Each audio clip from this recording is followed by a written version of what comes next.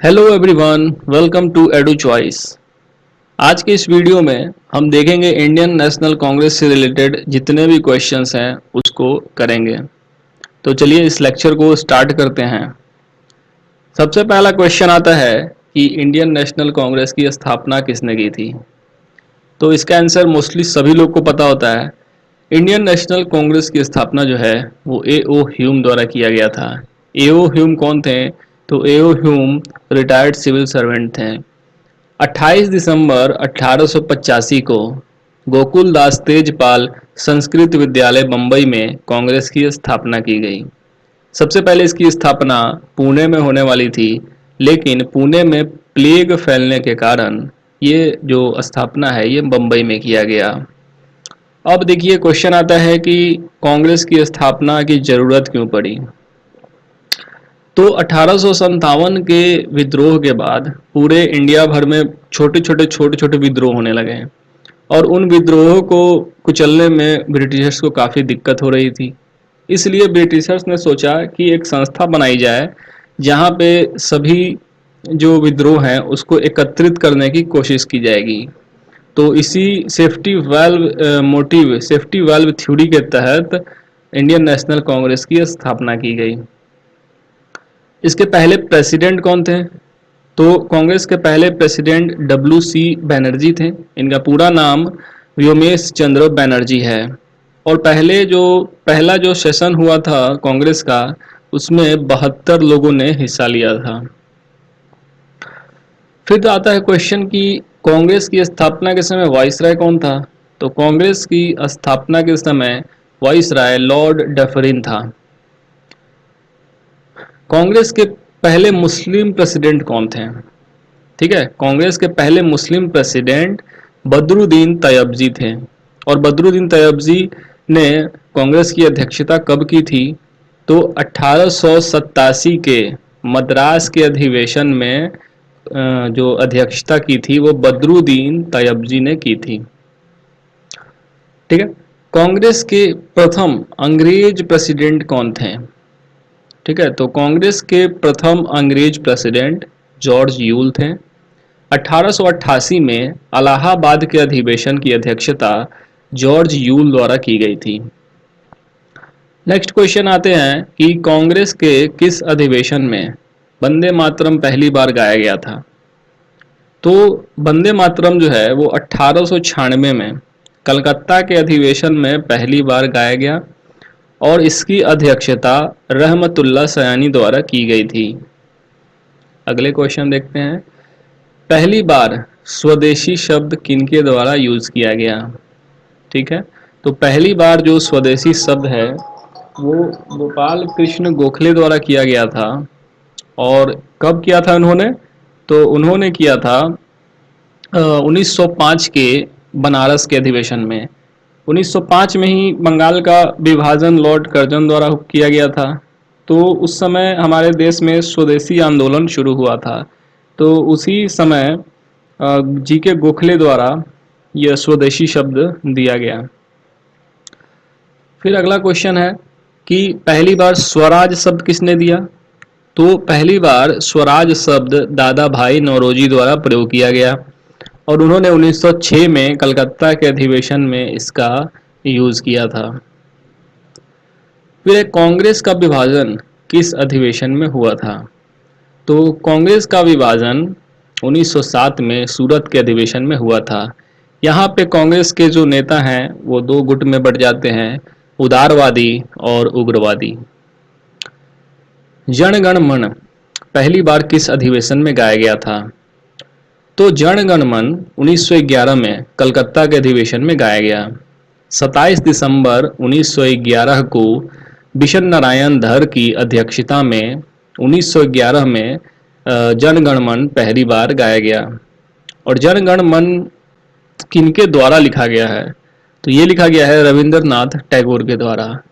साथ ही साथ रविंद्रनाथ टैगोर ने बांग्लादेश का भी राष्ट्रीय गीत लिखा है जिसका नाम है आमार सोनार बांग्ला। अगला क्वेश्चन देखते हैं कि कांग्रेस के किस अधिवेशन में उदारवादी और उग्रवादी के बीच में मतभेदों को सुलझाया गया। तो देखिए 1907 के सूरत सेशन में जो कांग्रेस है दो गुटों में बट गई थी, तो ये बाद में 1916 में लखनऊ के अधिवेशन में दोनों गुटों के मतभेदों को सुलझाया जाता है और इसके प्रेसिडेंट जो थे वो अंबिका चरण मजूमदार। साथ ही साथ यहाँ पे जो उदारवादी और उग्रवादी के बीच में समझौता हुआ ही, साथ ही साथ जो 1906 में मुस्लिम लीग बनी थी वह भी साथ आ गए थे। अब देखिए कांग्रेस की पहली महिला अध्यक्ष, तो कांग्रेस की पहली महिला अध्यक्ष थी एनी बेसेंट। एनी बेसेंट 1917 में कलकत्ता के अधिवेशन में पहली महिला अध्यक्ष बनी थी और ये 33वां अधिवेशन था। कांग्रेस का किस अधिवेशन की अध्यक्षता गांधी जी ने की थी? तो गांधी जी कांग्रेस के जो प्रेसिडेंट मात्र एक बार ही रहे और वो थे 1924 में बेलगांव के अधिवेशन में, और ये 40वां अधिवेशन था। फिर क्वेश्चन है कि कांग्रेस की पहली भारतीय महिला अध्यक्ष कौन थी? कांग्रेस की पहली भारतीय महिला अध्यक्ष सरोजिनी नायडू थी और 1925 में ये कानपुर के अधिवेशन में बनी थी और ये 41वां अधिवेशन था। साथ ही साथ सरोजिनी नायडू जो है वो उत्तर प्रदेश की पहली महिला गवर्नर भी बनेंगी। कांग्रेस के किस अधिवेशन में पूर्ण स्वराज की घोषणा की गई थी? तो कांग्रेस का जो 1929 में लाहौर का अधिवेशन हुआ था, जिसकी अध्यक्षता JL नेहरू द्वारा यानी जवाहरलाल नेहरू द्वारा की गई थी, तो उसी में पूर्ण स्वराज का जो रिजोल्यूशन वो पास किया गया था। उस दिन क्या हुआ था, 31 दिसंबर 1929 को रवि नदी के किनारे अपना तिरंगा झंडा फहराया गया और यह डिसाइड किया गया कि 26 जनवरी 1930 को हम पहला स्वतंत्रता दिवस मनाएंगे। नेक्स्ट क्वेश्चन है कि कांग्रेस के किस अधिवेशन में फंडामेंटल राइट्स रेजोल्यूशन पास हुआ था? तो फंडामेंटल राइट्स रेजोल्यूशन है 1931 के कराची के अधिवेशन में पास हुआ था और इसके प्रेसिडेंट कौन थे? इसके प्रेसिडेंट थे सरदार वल्लभ भाई पटेल। अब देखिए विदेशी मूल की कांग्रेस की पहली भारतीय महिला अध्यक्ष कौन थी? अब देखिए भारतीय महिला तो है बट फॉरेन ओरिजिन की, तो ये है नेली सेन गुप्ता। नेली सेन गुप्ता 1933 में कलकत्ता के अधिवेशन में विदेशी मूल की पहली भारतीय महिला अध्यक्ष बनी थी। ठीक है, चलिए नेक्स्ट क्वेश्चन है कि कांग्रेस का पहला विलेज सेशन कहाँ हुआ था? यानी कांग्रेस का पहला गांव में अधिवेशन कहाँ पे हुआ था? तो ये हुआ था फैजपुर में 1937 में और इसकी अध्यक्षता किसने की थी? जवाहरलाल नेहरू ने। नेक्स्ट क्वेश्चन कि कांग्रेस के किस अधिवेशन की अध्यक्ष सुभाष चंद्र बोस ने की थी? तो सुभाष चंद्र बोस ने 1938 में हरिपुरा अधिवेशन की अध्यक्षता की थी। और अगला क्वेश्चन देखिए, कांग्रेस के किस अधिवेशन में सुभाष चंद्र बोस ने इस्तीफा दिया था? 1939 में त्रिपुरी के अधिवेशन में सुभाष चंद्र बोस ने इस्तीफा दे दिया था। इस्तीफा देने का क्या कारण हुआ?